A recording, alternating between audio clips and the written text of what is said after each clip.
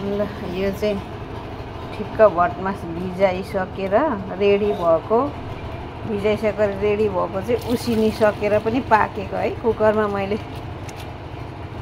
4 cooker उसिनेको थिएँ। अहिले ठ्याक्कै खनाएर अब तातो खन्याएको छु। अब यसलाई चाहिँ मैले किनामा बनाउने, किनेमा भन्छ, किनेमा के भन्छ हजुरहरूलाई पनि थाहा होला। अब यसलाई चाहिँ मैले यसो एउटा लोहोरोले यसरी किच्याएको। अब यो तातै किचाउनुपर्छ है साथीहरू, फेरि सेलियो भने राम्रो हुँदैन। धेरै तातो पनि अब पोल्छ। मैले पाकेर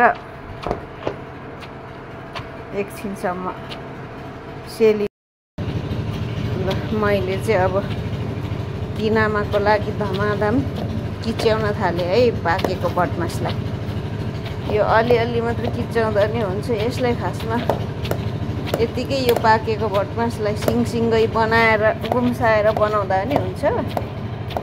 मलाई चाहिँ अलिअलि किच्याउन मन लाग्यो।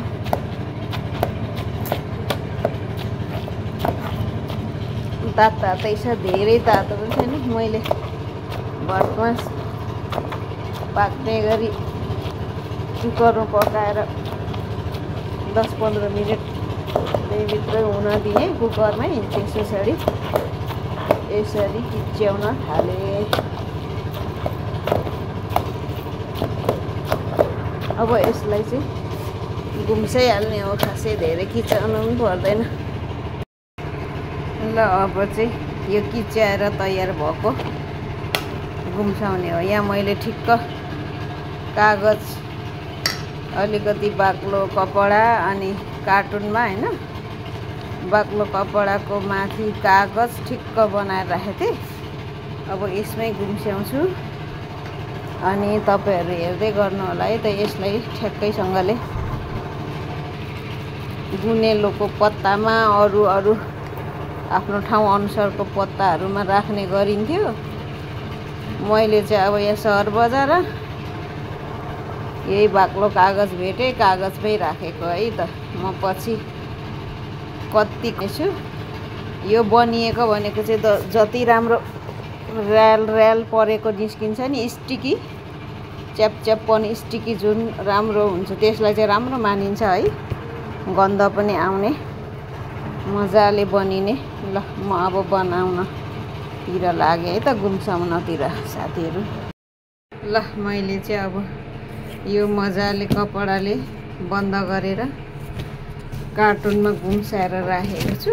तिर त पहिला अगेनाको छेउमा तातो भइरहोस् भनेर, अब तापक्रम टेम्परेचर हैन तातो भइरहोस् भनेर अगेनाको छेउमा राख्ने गर्थे नि त। अब यहाँ त कहाँ पाउनु अगेना। अब यसो यहाँनिर यसरी राखिदिएको छु। ल है अब 3 दिन पछाडि चाहिँ यो किनामा बनेर तयार भयो।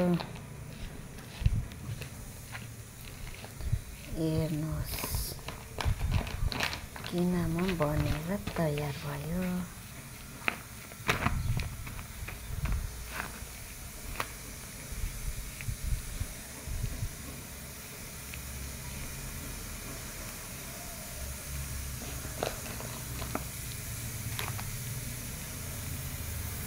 यसलाई अब घाममा सुकाउने।